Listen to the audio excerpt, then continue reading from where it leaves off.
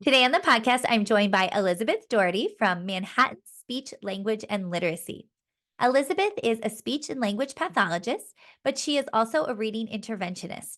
She's trained in the Orton-Gillingham method. She's an Orton-Gillingham Academy associate, and she combines both speech therapy and reading intervention in her sessions to make sure students are getting the best of both worlds.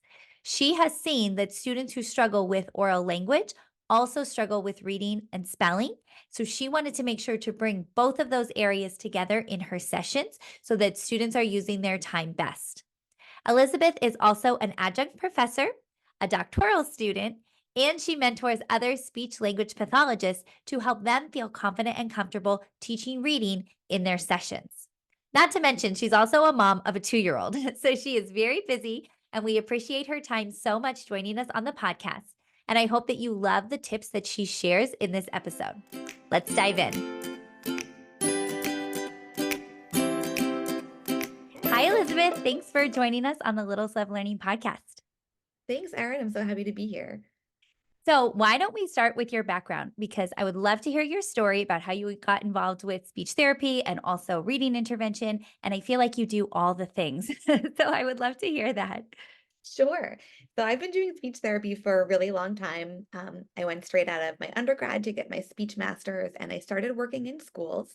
And I was so proud of the progress my students made and how much I helped them.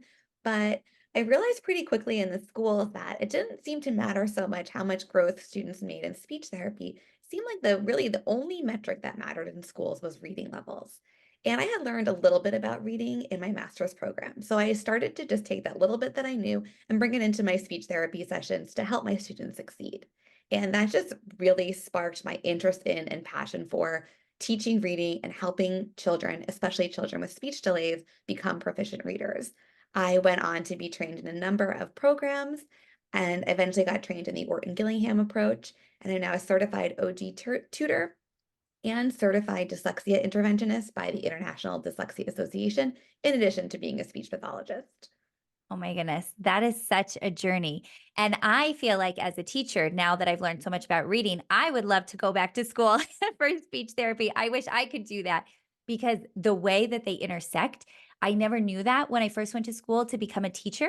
Felt like it wasn't as discussed or talked about back then. And now the discussion about how important pronunciation and our speech is in terms of learning how to read and spell. I'm glad that that's more wide known, but that is so great that you have both of those intersecting. Yeah, and I mean, I really see it as kind of the same skill. So it's two areas crossing over. And I think that's just more how we kind of break it up in education, but it's really the same thing that oral language just turns into printed language when we get to school. So I see it as very much just supporting language and speech overall, and not so much divided up of this is what the speech part is and this is the reading, but that it's all kind of the same thing. And that's why I think it's so important for our conversation and for speech pathologists and teachers to be in conversation because we're all kind of working towards the same goal. Yes, absolutely. So tell us what your days are like now that you are doing so many different things. So many different things. My days, I have no 2 days that are the same. So that's something I really like, although sometimes it can be a little bit crazy.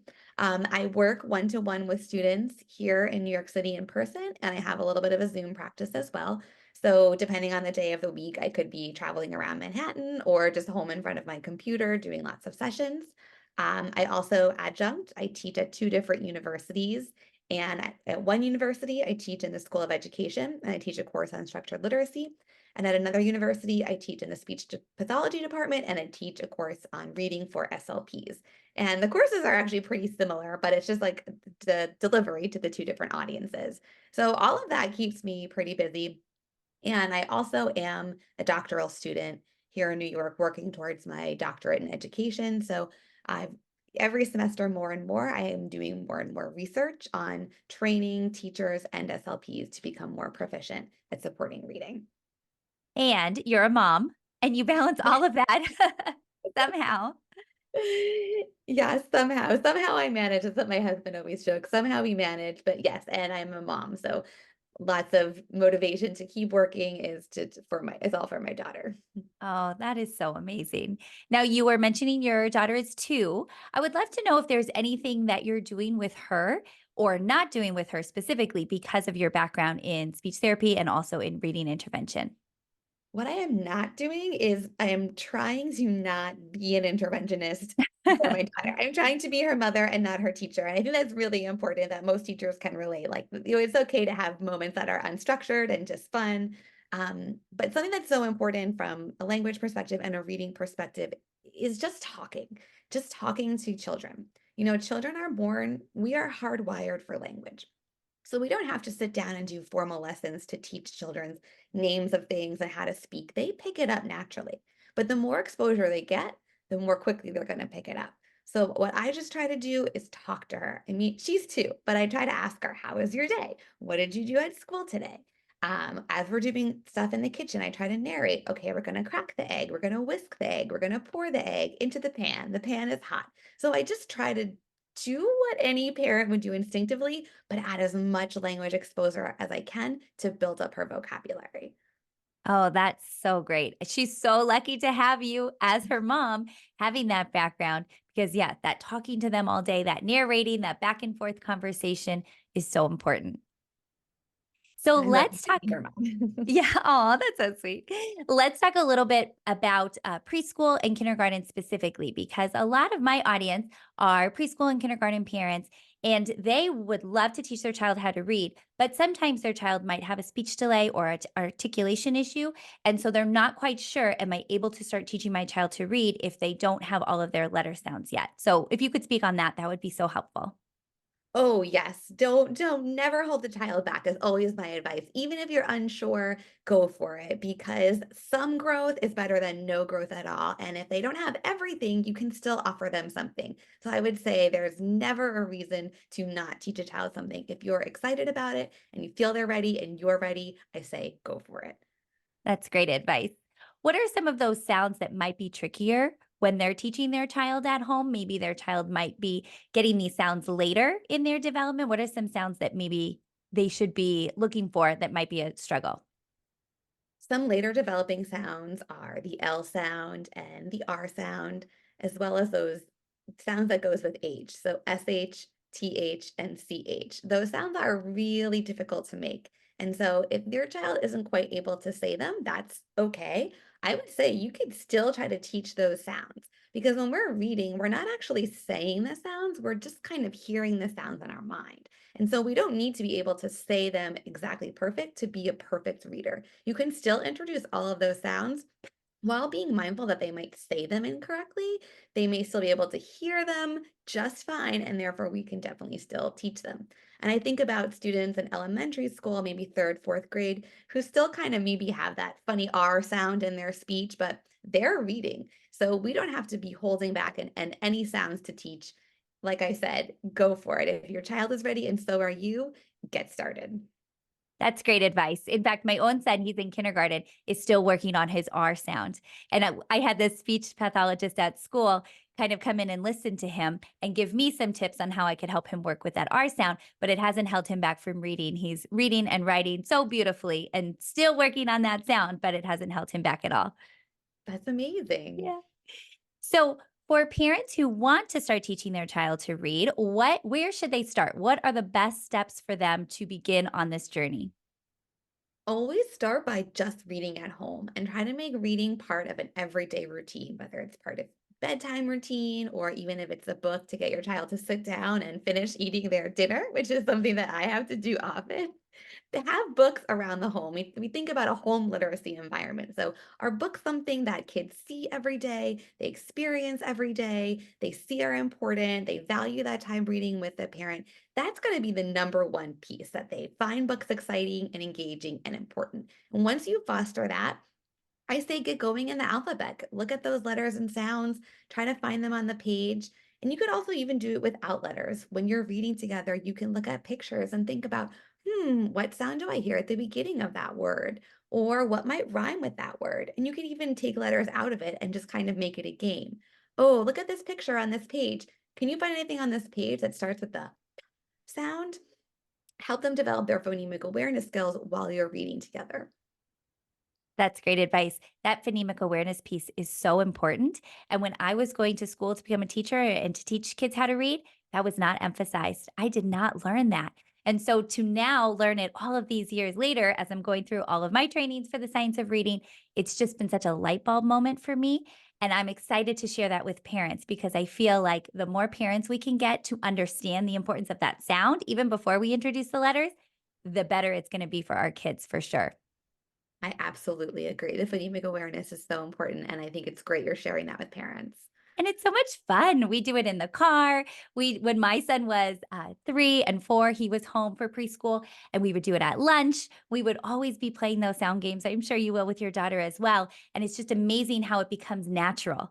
Even today, he was spelling the word creations, and he's so used to pulling that sounds apart in words. So he was able to do a pretty good job of spelling the word creations, even though it wasn't the conventional way to spell it, because he's so used to hearing sounds and words and then matching up the letters that he knows so far to try to spell those words.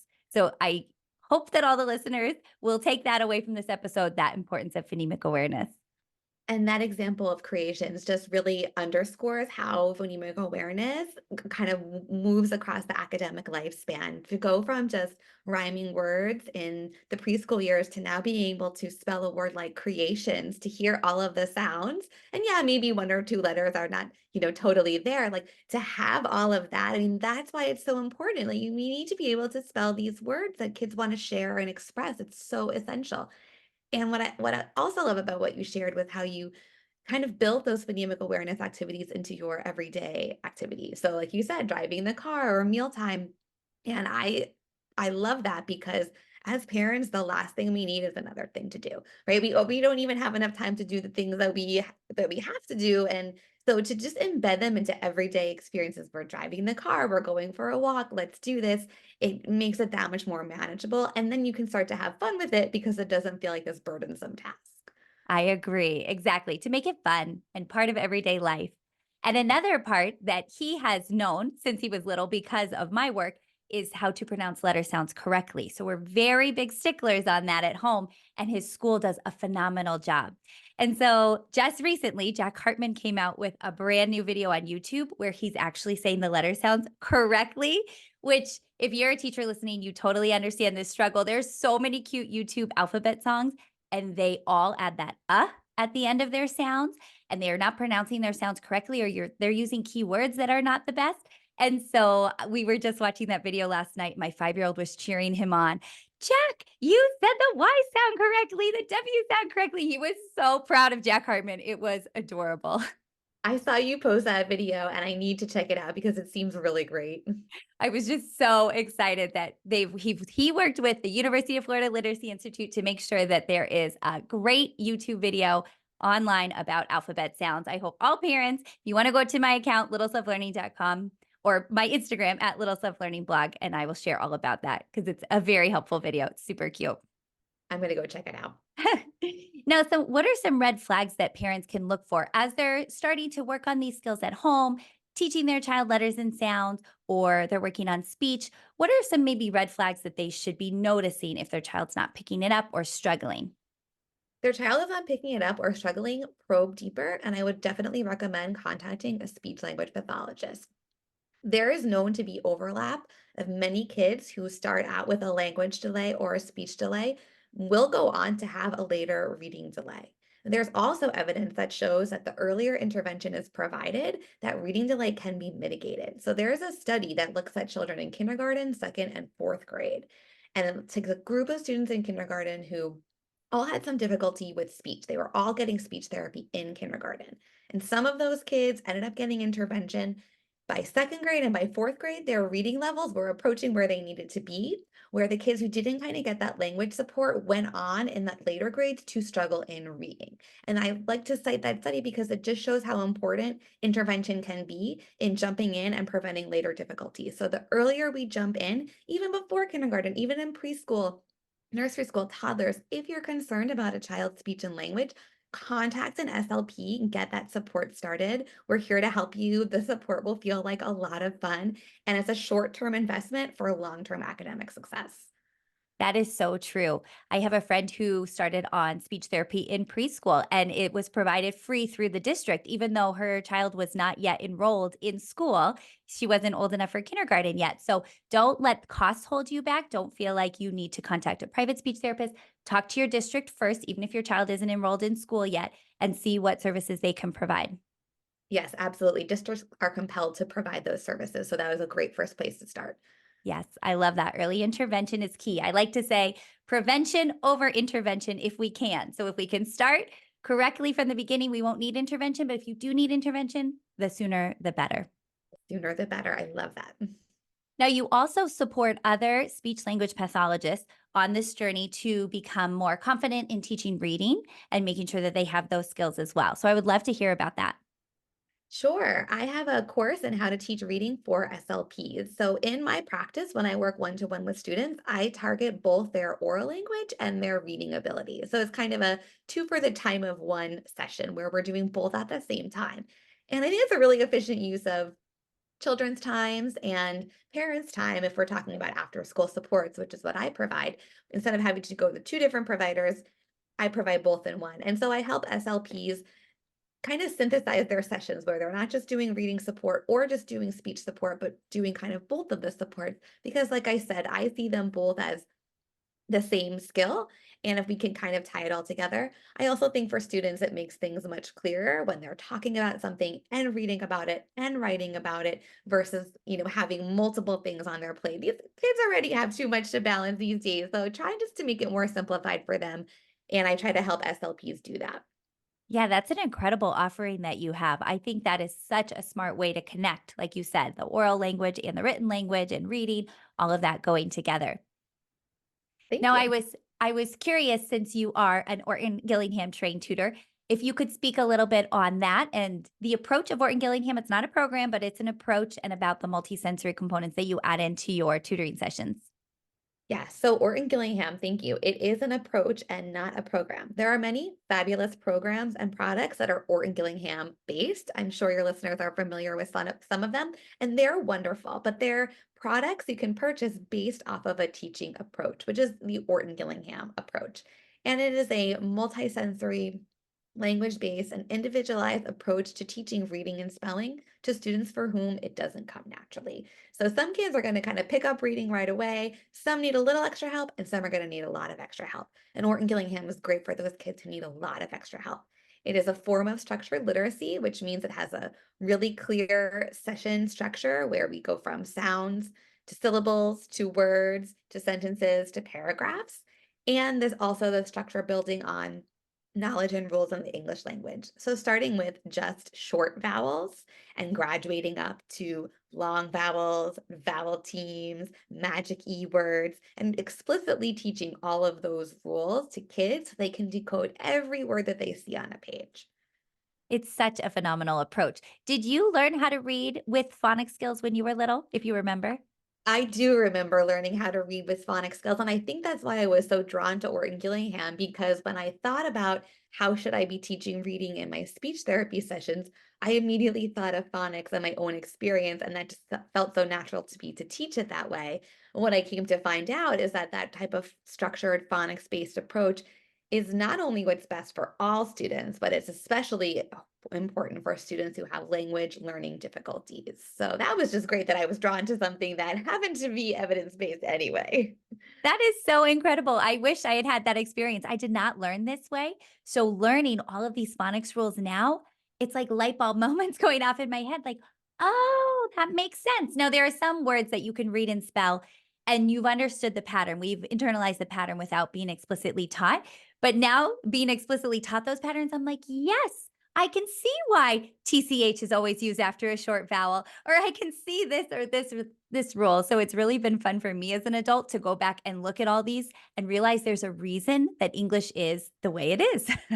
Yeah, it's so funny because we think of English as being irregular, but it's actually 80 to 90% rule-based. There's just a lot Yeah, of rules. exactly.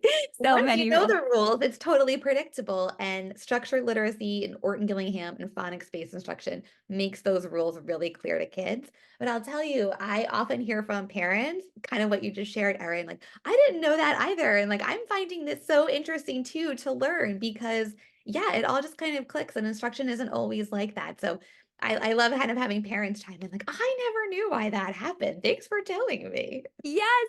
I remember so clearly, my daughter was in 1st grade, and at the time, her school was not doing structured literacy, and so I was asked to sit outside and test a student on their sight words, and it was just they were memorizing them at home, so I was sitting in one chair and another parent was sitting in the chair next to me. She was testing a different student, and that different student came across a word that started with G, and it was making the soft G sound, the J sound. I can't remember the word, and that student said, "Wait, that's supposed to be G." And the mom said, "Oh, no, sometimes G is G, sometimes it's J. There's no reason why. It's just random." And I was like, "Actually, can I just cut in for a second?" And I was explaining to her the phonics rule, and it just really reminded me that parents are not, especially if we didn't grow up learning this, are not always sure why words are spelled the way they are or why they're pronounced the way they are. So that's what I hope to do with this podcast, with this channel, is just to share more information for parents too, so we can learn these rules. Right, and that kind of can contribute to some confusion and frustration for children if we tell them as parents or as educators, it just is, and this doesn't make sense, and like I don't understand it either. That can be stressful and it give anxiety to Totally. kids and just give them that feeling of, okay, reading is hard. Like grown-ups think it's hard too, so it's okay that it's hard. And yeah, it's okay that reading is hard, but we want to let them know, no, but we do have the answers and there is a reason and we're gonna help you. Yes, there's a path forward. Even though it's tricky, there's a path forward. Absolutely. Do you have any success stories that you could share, maybe any on the top of your mind of a student who came in who was struggling with speech or with reading, and then after working with you, you could really see it some growth? Yes, I wanna say almost every story is a I'm success sure. story, but, every child is different, so I'm not gonna say that every student that I ever worked with, poof, magically becomes a perfect reader and speaker, but absolutely, I see so much growth with my students, and I don't think I would be as passionate about what I do if I didn't see that type of growth and hear that feedback from parents and teachers. I love getting emails that say, the teacher told me so and so raised their hand today and they haven't done that before, or they just kind of moved up in a reading level. Like that's really what motivates me. And for some kids, it's maybe after just a few months of sessions. And for some kids, it takes a few years. So, there is success, but it's always kind of where the student is and how much support we need and being really mindful of success can look different for a lot of different kids. But yeah, I would say that every student I work with has had success. That is so great. And even like you said, raising their hand in class, that confidence that they're going to get when they learn structured literacy, when they learn these rules, I think that makes such a difference. Sometimes I get a little bit of pushback on sharing what we can be doing in preschool and kindergarten with learning how to read. And people will say, it's just so early. Don't worry about it. Just let them play. You don't have to introduce any of this yet. But what I've seen is already in kindergarten, we have kids who have lack of confidence. I tutored a girl who would cry to me and say, I know I don't get this. I can't remember. It's so hard. And she could see her classmates picking it up easily. And that was no fault of her parents or teachers. No one was trying to make her feel badly, but kids intuitively are comparing. I don't know if it's a human nature thing, but they absolutely are already seeing what's going on around them. And so when we can help them feel that confidence, so something like raising their hand in class or being willing to read aloud, that is huge growth for sure. Totally, totally. And I agree. Like we do not want to introduce, like you said, oh, just give them time and it's let's have play. And play is so important for language and for learning. And I do emphasize it. But the schools always send that mixed message because there's one point of kindergarten, no, we're just gonna play and we're not worried. And then by the end of kindergarten, we're assessing them on letter sounds and giving them reading levels. And so which one is it? And I think that it's really important to be mindful that of course, play, of course, unstructured time, that is essential. But we also do have these expectations and we need to start giving kids the support to meet them. Yes. And when we have that longer runway, if we start earlier, not in a stressful way, in a play based way, we give them more time to pick up those letters and sounds and start blending them together. It's so much better because, like you said, I feel like first quarter of kindergarten, it's, very few expectations. Second quarter is more. And then boom, third quarter and fourth quarter, it's like, you have to know all of this. And these kids who were just kind of playing and having a great time are like, whoa, I need to know 50 sight words. I need to know all of this and be able to read and spell these long sentences. So sometimes it does feel a little bit fast. We go really slow and then we speed up really fast. So if we can just start earlier and just do it in a fun play-based way, they're going to be ready when things ramp up. I completely agree. Oh, well, thank you so much, Elizabeth. This has been wonderful. Is there anything else that you would like to share or a big takeaway you would hope our listeners get from this episode? A big takeaway, I hope the parents just keep talking to your children and reading with your children as much as you can. Narrate your day, read books before bed, read books in the morning before school, whatever it is. Make language and literacy a part of everyday life so your children are feeling really confident and ready when language and literacy expectations kick in at school. Yes. And even if you have older children, I still read aloud to my fifth grader and my kindergartner together. We will read a chapter book when they're having a snack. Don't stop reading aloud to your kids even as they get older. It's such a wonderful bonding experience too. It really is. It's just a nice time. And have you introduced any podcasts to your daughter yet? She's still a little young. She's still a little young. We try our best to do limited technology, but that's really, really hard to do these days. So, not yet, but I'm sure we will soon.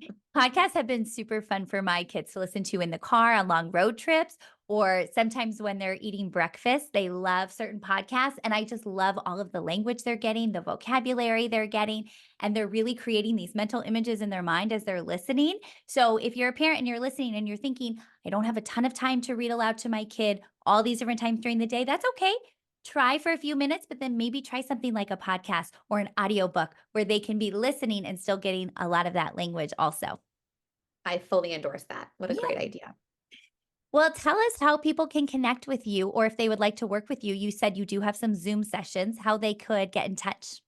Sure, the best way to reach out to me is to find me on Instagram. My handle is at Elizabeth MSLL, and that's for Manhattan Speech, Language, and Literacy. So it's Elizabeth MSLL. You can send me a DM and we can set up a time to speak. It's great. I will link your Instagram and your website down below so that people can get in touch with you. And I just really appreciate your time. Last question before you go. This is called the Littles Love Learning podcast. So I would love to know what you love about working with littles. Everything.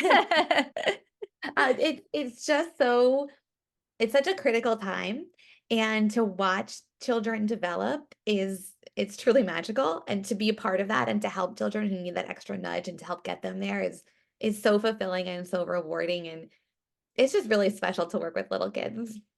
Totally agree. It really is the best job in the world. It is.